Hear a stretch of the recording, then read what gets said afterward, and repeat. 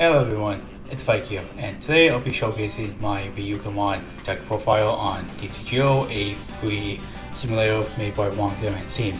And frankly, I've been starting to like the deck quite a bit. I really wasn't expecting to really like it as much as I did going into the format, just because my main focus was the hybrid stuff. But I think the fact that decode is a really funny keyword, and that's pretty much what made me want to try out a little bit, and the fact that the new Sangomon stuff is also works really well for the deck, so that's another big reason why I want to try it. And again, let me know what you guys like about the deck and kind of talk about the deck down below, so why not. And again, if you guys really enjoy my content, I would really love it if you guys just like the video and subscribe to stay tuned for my future videos. I really enjoy the support I've actually been getting, because over the last months I've been getting like 60 plus subs, which is actually kind of amazing. I wasn't expecting to get that much. But again, thank you guys so much, and it means the world to me. So now let's just get into the deck profile. So first off, let's start off with the decks like usual, and I like to play the full Ryugumon from BT19. And honestly, at first when I originally read it, I didn't think it was that good, but it can come up in some situations, as you may have seen in the gameplay, where you are able to kind of just stop an attack, which I think is kind of nice. And while I don't run a full sea animal / aqua lineup, this can still be kind of helpful to kind of just bomb deck stuff that are attacking, which I think is kind of nice. So you can kind of just stop and kind of keep yourself safe a little bit, and you do again have decode in the cases with the Ryugumon, so you can at least have your bodies be a little bit sticky. And I think this egg is still pretty decent, and I think the more decode stuff we get with the aqua sea animal stuff, the better this egg is going to be as well. Now let's start off with the level 3s, and I just run 2 Nodokis and 2 Siakos. These are basically just your floodgates, and you can play them out from your sources if you wanted to, so I think that can be kind of nice. And again, that's pretty much it. I also like to run the full Digimon from BT15. Obviously, you can also play this from sources as well, and I think this one's decent enough for the fact that it has jamming, and if you do play it from source, you could be able to kind of stop them from attacking, so that's really nice. And again, I think the biggest downside of this is just that it doesn't have the aquatic trait. I think you could easily just fill in this spot with, say, the Shangping line, the Biomon that has, I think, the aquatic trait, along with the fact that there are probably a bunch of other ones that fit the bill, but I think this one's kind of nice for the stun factor. And of course, I play the full Sangomon simply just because, again, it's a soldier for aqua and sea animal and your liberator stuff, so you can hopefully grab 2 pieces off with this. And the end of attack to gain memory can come up pretty handy, just because you can kind of make more plays in your turn, and if you do have jamming in your sources like this, you could easily just be able to gain some memory back and still be safe, so I liked it for that. Now let's go off to the level 4s, and I like to run 2 Kalamawamon, 1 of the BT15 Seedramon, 3 Lanamon from BT18, and then 4 Shellmon from BT19.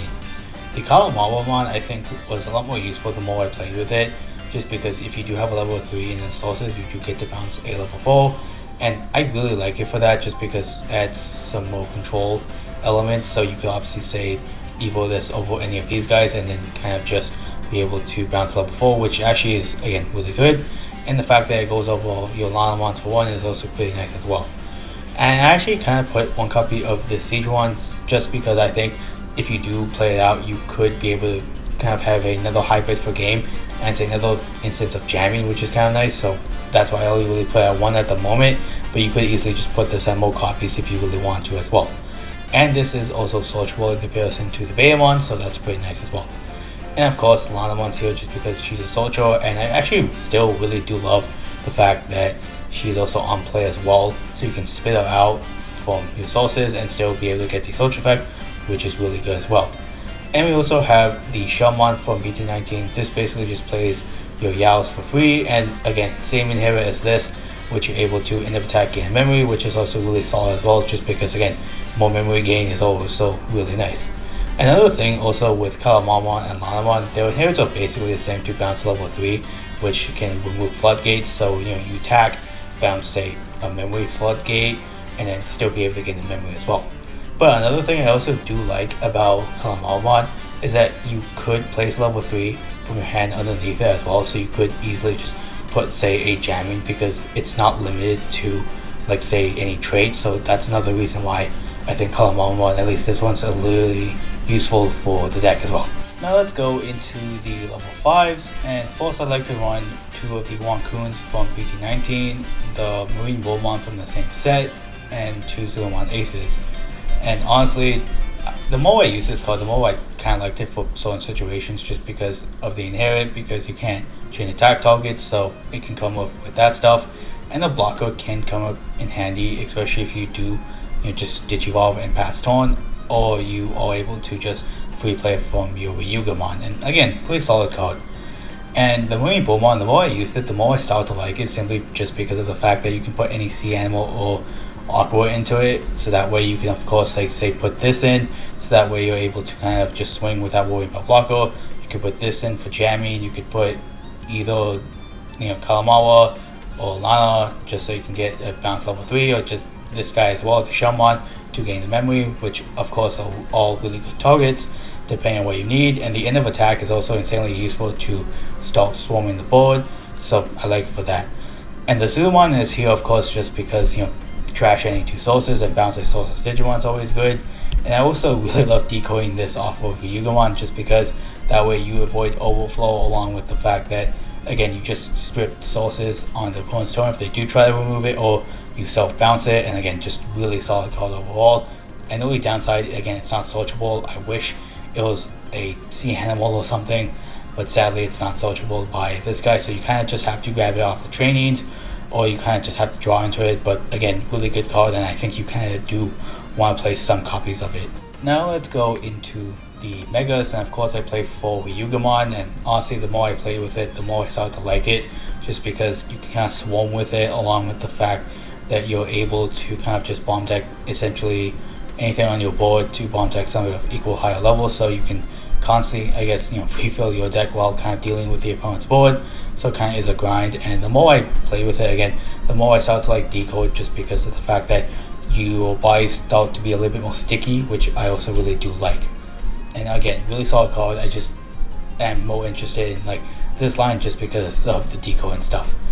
And of course I won 3 Ryugumon Ace, simply just because he's a really good ace card, and the fact that you can kind of help stall your opponent I think is really good. And the fact that again, just generic enough ace card that I won 3 of. You could obviously change this around for more aquatic stuff. I just wanted more blast targets, but that's just me.